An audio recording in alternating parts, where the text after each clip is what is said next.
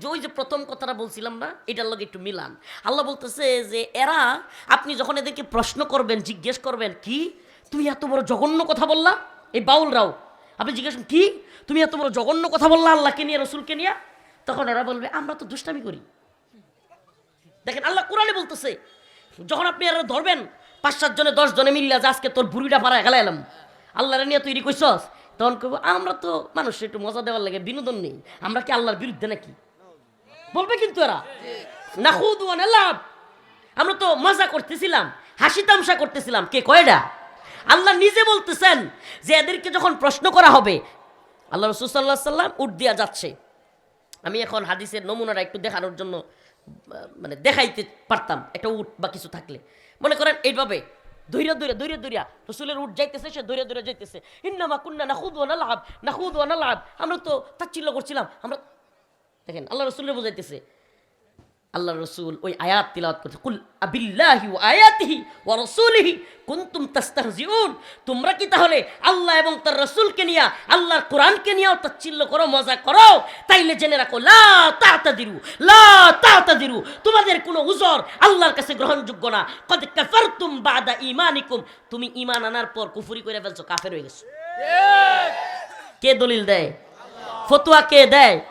এখন এই ফজু পাগলা কি কইব জানেন, এই মোল্লা মৌলবীদের ফতোয়ায় আমাদের কি যাবে আসবে।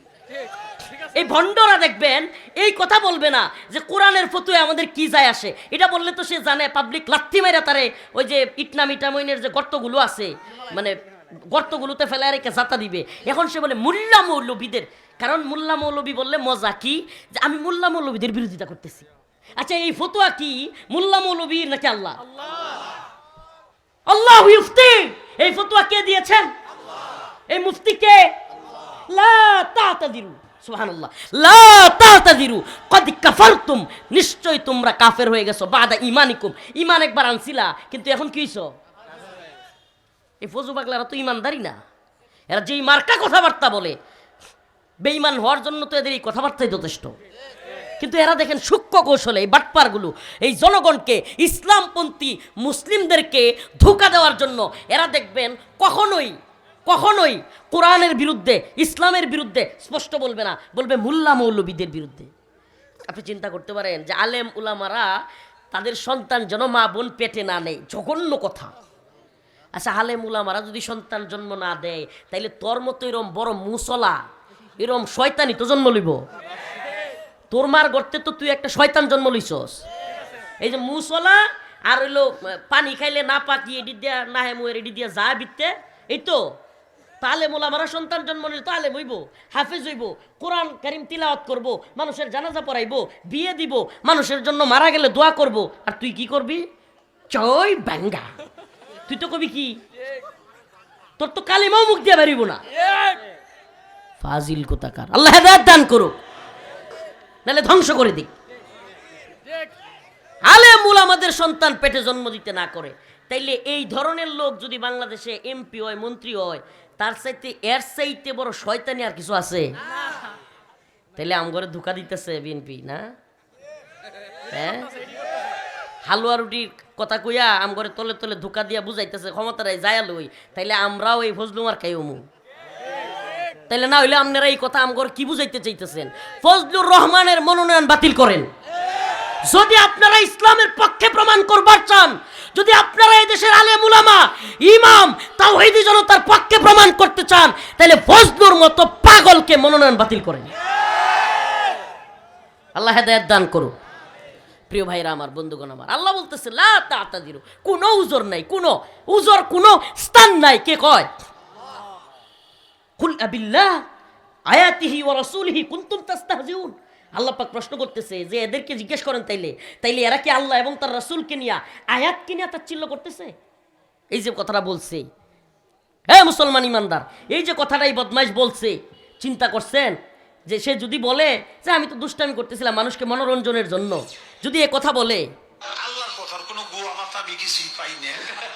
এই যে হাসে দেখেন, মাথা কোনটা গোয়া কোনটা, হ্যাঁ, কয় আল্লাহর কথার কোনো গোয়া মাথা পাই না, মাথা কোনটা গোয়া কোনটা। আবার ওইগুলো হাসি, ওই পাবলিকগুলো হাসতেছে, এই সাধারণ জনগণ যারা শুনতেছে হাসতেছে, এদেরও কি ইমান থাকবে? কেন থাকবে না? এটা তো আল্লাহর মুফতি, আল্লাহ ফতোয়া দিচ্ছে। এখন যদি এনসিপি, এখন যদি বিএনপি, জামাত, কোন দল হোক, জামাত তো জীবনে এর পক্ষ নিবে না, ওরে পারলে পিটাবে। তো এনসিপি সহ, বিএনপি সহ আরো যদি কোনো দল, কিংবা এই কি কয় নামটা, ফরহাদ মাঝহার, কিংবা জুনায়েদ সাকি, এমনকি ডক্টর মোহাম্মদ ইউনূস, এরা যদি এই বাউল আবুল সরকারের পক্ষ নেয়, তার মানে হলো এই সবগুলোর অন্তরেও আল্লাহ এবং রসুলের প্রতি বিদ্বেষ আছে। প্রমাণিত কিনা? এ ভাই, যে যার পক্ষ যায় হেও তো তার মতোই, যে যার পক্ষ লয় সেও কি। বাজারও একটা চুরি করছে একজন, এখন সুরের পক্ষে যদি থাক দাঁড়য়, তাইলে এই সুর যেমন হেটাও এমন। আপনি দেখবেন অনেক এলাকায় সুরেরা আগের থেকে বিক্রি করে তো হয়, যে আমি তোর আইনা দিমু 2000 টাকা লয়ে যায়, পরে আইনা মালামাল তুলে দেয়, এটা হলো আরো বড় সুর আছে। কিন্তু একটা মাল আনার আগেই সে কি করে টাকা নিয়ে ফেলে, যে তোর আইনা দিমু। এই ফরহাদ মাঝহার, এই এনসিপি, এই জুনায়েদ সাকিরা হইলো এই সমস্ত আউল বাউল এবং ইসলাম বিদ্বেষীদের থাকদার। এরা হলো এই চুরের চাইতেও, এই বাটপারের চাইতে আরো বড় বাটপার। এরা হয় বুঝে আসবে, আর আমেরিকান ডলার খায়া, আমেরিকান তাবেদারি কইরা বাংলাদেশও যদি চিন্তা করে যে আল্লাহ এবং রাসূলের বিরুদ্ধে এই দেশে তথাকথিত বাক স্বাধীনতা চালু করবে, এই দেশের তথাকথিত এই সমকামিতা, ট্রান্সজেন্ডার, লেসবিয়ান, গে এগুলো চালু করবে, আর এদেশে তাওহীদবাদী জনতা চুপ থাকবে, আমরা চুপ থাকবো, বুকার স্বর্গে বাস করিস তোরা। আল্লামা সাইদি রাহিমাহুল্লাহ দীর্ঘদিন আগে বলছিল না যে সরকারকে বলবো, যেই লাফালাফি আর যেই বাড়াবাড়ি করতেছেন, জনগণ খেইপা গিয়া এমন এক লাথি মারবে যে মামা বাড়ি দিল্লি গিয়া পড়বেন। তো এখন সাইদি রাহিমাহুল্লাহ তো চলে গেছেন, দেখে যাইতে পারেন না, কিন্তু মামুর বাড়ি গিয়া পড়ছেনি। তো এদের মামুর বাড়ি তো দিল্লি ছিল, শ্বশুর বাড়ি মামুর বাড়ি দিল্লি ছিল।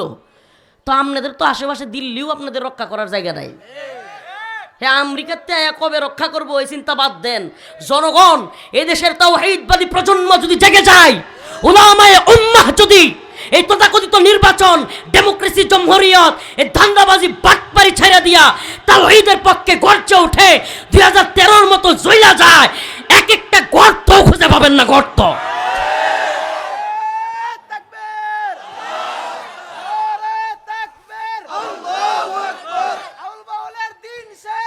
কোরআন সুন্নাহর বাংলাদেশ।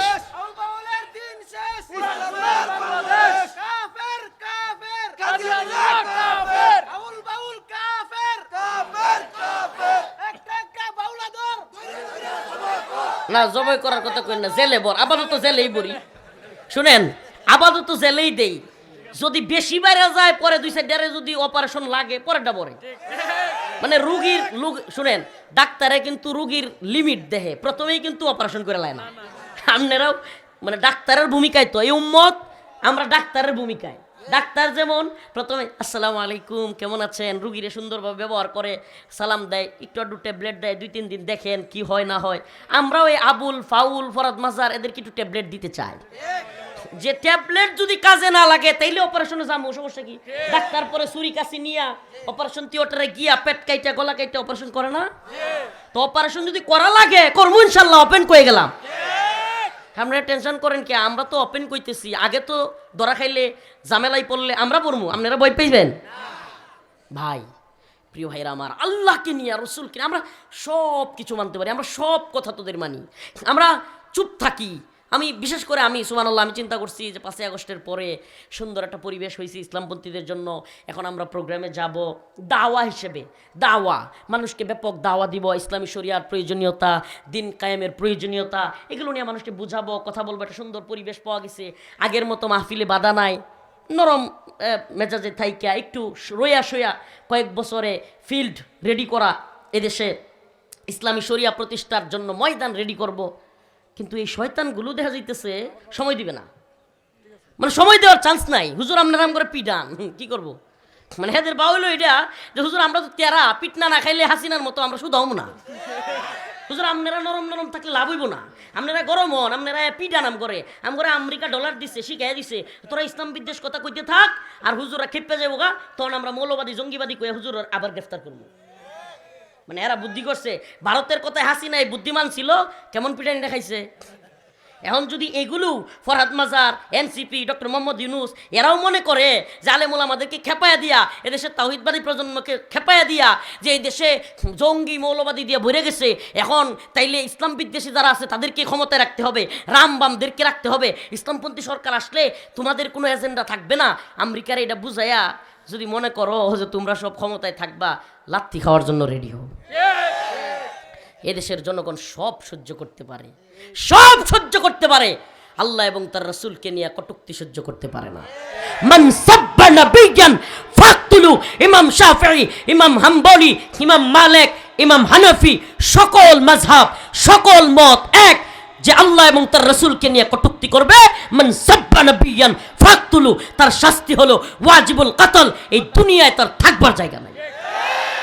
এমনকি ইমামগণ এ ব্যাপারেও একমত যে যদি আল্লাহ এবং তার রাসূলকে নিয়ে কটূক্তি করে, তওবা করে, তওবাও কবুলযোগ্য না, তাকে হত্যা করা হবেই।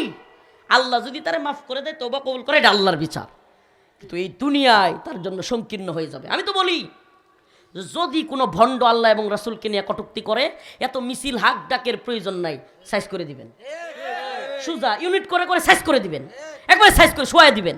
বদমাইশের দল, আল্লাহ এবং রাসূলের জমিনে থাকবি, আল্লাহ এবং রাসূলের বিরোধিতা করতে পারবি না। এই জমিন কার? এই কটুক্তিকারী আউল বাউল ফাউলদের বাপদাদা। আন্নাল আরদ ওয়ারিসুহা ইবাদিয়াস সালিহুন, জমিন আল্লাহর, ওয়ারিস সূত্রে আল্লাহ থাকবার দিছে মুমিনরা। কাফের, মুশরিক, বেঈমান, আউল ফাউল ভণ্ডদের থাকবার সুরতে ছিল না। সুরত একটা আল্লাহ দিছে যে তোরা জিজিয়া দিবি, আইয়াদি ওয়াহুম সাগিরুন, নতজানু হইয়া জিজিয়া দিয়া মুসলমানদের ভূমিতে, আল্লাহর ভূমিতে থাকবি। তো আমরাই নত জানো, তো আমরা চিন্তা করি হাইরি আমেরিকা শক্তিশালী, ভারত শক্তিশালী, রাশিয়া শক্তিশালী, এদের কথা শুনে থাকতে হবে। ঘোড়ার ডিম। সুপার পাওয়ার সেফ আল্লাহ, আল্লাহর উপর বিশ্বাস রাখুন, সমস্ত ক্ষমতার মালিককে। আমেরিকা আফগানিস্তানে এসব পিটানি খায় নাই, রাশিয়া আফগানে এসব পিটানি খায় নাই, এই কয়েকটা মোল্লা মিলে যে পিটানি দিছে, সুবহানাল্লাহ, কার শক্তিতে? কথা কন না, কার শক্তিতে? এই মোল্লার আর আফগান মোল্লার আর ট্যাঙ্ক, কামান, বিমান, জঙ্গি বিমান, অ্যাটাকিং হেলিকপ্টার, সাবমেরিন, যুদ্ধ বিমান, মিসাইল, কোনো কিছু আমেরিকার চাইতে বেশি ছিল? সৈন্য সংখ্যা বেশি ছিল? তাইলে এই পিটানি কেমনে দিল? সুবহানাল্লাহি ওয়া বিহামদিহি, একমাত্র আল্লাহর শক্তিতে। বদরে 313 জন সাহাবী, কয়জন? 313 জন। আর ওইদিকে সারা পৃথিবী, হাদিসের মধ্যে আসছে 1000, কিন্তু আমি বলি 1000 কেন? ওই 1000কে মাইরা ফেললেও তৎকালীন সারা পৃথিবী ছিল কুফফার। তৎকালীন সারা পৃথিবী কি ছিল? কুফফার। ওই 1000 শেষ হইলে আরো আসার জায়গা ছিল, কিন্তু রাসূল বলেছেন আল্লাহ বদরের 313 জন যদি আল্লাহ শেষ হয়ে যায়, আপনার নাম নেয়ার মতো আপনার বান্দা থাকবে না, আপনার ইবাদত করার মতো কেউ থাকবে না। তার মানে 313 বনাম পুরা বিশ্ব। সুবহানাল্লাহ। 313 জন মানুষ এই তৎকালীন পুরা পৃথিবী চেঞ্জ করছে না করে নাই? করছে না করে নাই? আর বর্তমানে কি 313 জন মুসলমান? আসলে 313 জন নাই। আর না হইলে আউল বাউলরা আল্লাহর নিয়ে কটূক্তি করে জমিনে থাকতে পারে না। মুসলমান ইমানদারের মতো সাচ্চা ইমানদার হইলে এই ফরহাদ মাজাররা এইভাবে বড় গলায় কথা বলতে পারে না। এই জন্য বলেছি আল্লাহ আমরা গুনাহগার, কিন্তু আপনার বিরুদ্ধে যারা কথা বলেছে আমাদের কলিজায় আঘাত লেগেছে, আমরা এদেরকে বিন্দুমাত্র ছাড় দিব না। আমি বলেছি ইনশাআল্লাহ আগামী 1 তারিখ, ডিসেম্বরের 1 তারিখ মানিকগঞ্জে যাব ইনশাআল্লাহ। যা হয় ফরহাদ মাজার বলেছে ও যাবে মানিকগঞ্জে, ইনশাআল্লাহ আমরাও যাব। সারা বাংলাদেশে তাওহীদবাদী প্রজন্ম জাগ্রত হয়ে যাবে। তোমরা যদি দেশের স্থিতিশীলতা বজায় রাখতে চাও, যদি চাও দেশটা সুন্দর থাকুক, কোনো মারামারি, হানাহানি, খুনাখুনি না হোক, উচ্ছৃঙ্খল না হোক, অস্থির পরিস্থিতি না তৈরি হোক, তাইলে এই বাউল ভণ্ডদেরকে আইনিভাবে শায়েস্তা করার ব্যবস্থা করো। প্রিয় ভাইরা আমার, বন্ধুগণ আমার, এতক্ষণ পর্যন্ত যে কথাগুলো বললাম, কোনো ব্যক্তি, কোনো গোষ্ঠী, কোনো দল বিরোধিতা করবার জন্য নয়, একমাত্র আল্লাহ এবং তার রাসূলের পক্ষ অবলম্বন করে যারা আল্লাহ এবং তার রাসূলকে কষ্ট দেয় তাদের বিরুদ্ধে বলেছে। আল্লাহ তাআলা আমাদের সবাইকে দ্বীনের পক্ষে, ইসলামের পক্ষে, আল্লাহ এবং তার রাসূলের পক্ষে চলবার তৌফিক দান করুন, এবং সমস্ত শাতে মুরতাদ নাস্তিকদের থেকে আল্লাহ তাআলা এই ভূখণ্ডকে হেফাজত করুক। ওয়া আখিরু দাওয়ানা আনিল হামদুলিল্লাহি রাব্বিল আলামিন।